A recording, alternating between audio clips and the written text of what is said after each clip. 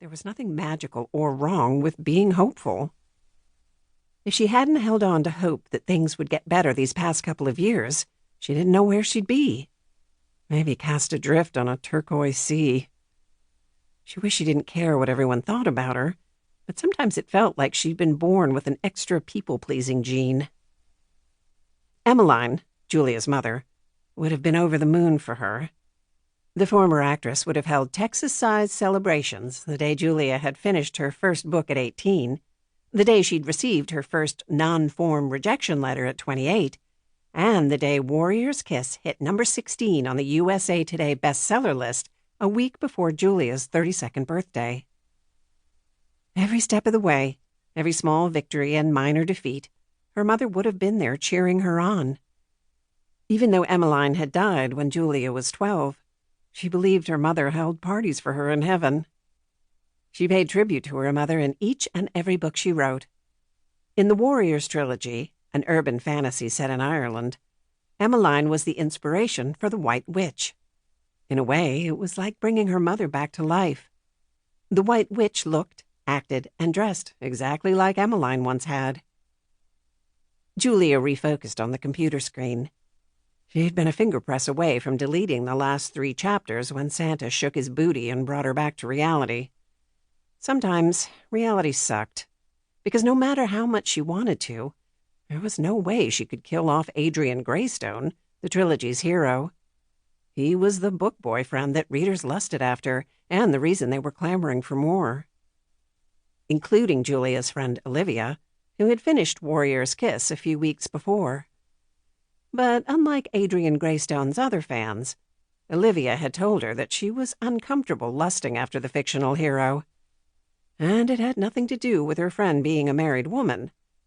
Olivia said it was because Adrian reminded her of her brother-in-law, Aidan Gallagher. All too clearly, Julie recalled the knowing look Olivia had given her that morning in the bookstore. She'd brushed off Olivia's silent insinuation with a laugh, before making an excuse to run up to her apartment above the bookstore.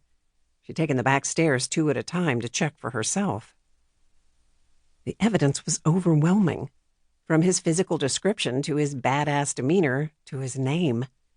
Adrian alone may not have raised eyebrows. But then Julia had made the fatal mistake of using Greystone as his surname. Greystone Manor, the fairy tale castle standing sentry over the town of Harmony Harbor, was the Gallagher family's home as well as a hotel. Julia knew exactly where to lay the blame. It was because of that one kiss they shared under the mistletoe last Christmas at the manor. Given the length of time Aidan's mouth had been on hers, probably wouldn't even qualify as a kiss. More like a peck. He hadn't known her, and she hadn't known him. And Kitty Gallagher had been standing right there with a twinkle in her eyes, demanding they take advantage of the long-standing tradition or risk a lifetime of bad luck. Since Julia had suffered enough bad luck at that point, she wasn't willing to take a chance she'd have to live through decades more. Besides that, Aidan was big and beautiful, and at that moment, she needed something big and beautiful to distract her. She should have risked a lifetime of bad luck. Because while the kiss was merely a brief touch of his firm lips upon hers, it had an earth-shattering effect on Julia. She felt like she'd been transported to another place and time, as if she were dancing among the stars. And when she looked into Aidan's extraordinary blue eyes, something inside her clicked into place. She'd known then that she'd found him, her soulmate, her one true love. In her head, she could almost hear her brothers groaning at the idea she'd discovered her true love after sharing only one kiss. But they'd be happy to know that thoughts of tall, handsome princes and fairy tale endings had vanished the second the Gallagher matriarch had introduced the two.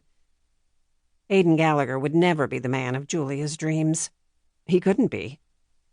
Because if he ever found out why she'd taken on the job of the Gallagher's fairy godmother, he'd have thrown her in jail and would instruct them to lose the key. Oddly enough, though, she'd begun writing Warrior's Kiss months before she met Aidan.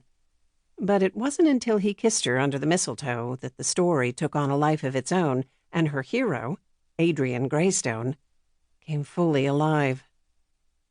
As much as Julia knew a relationship between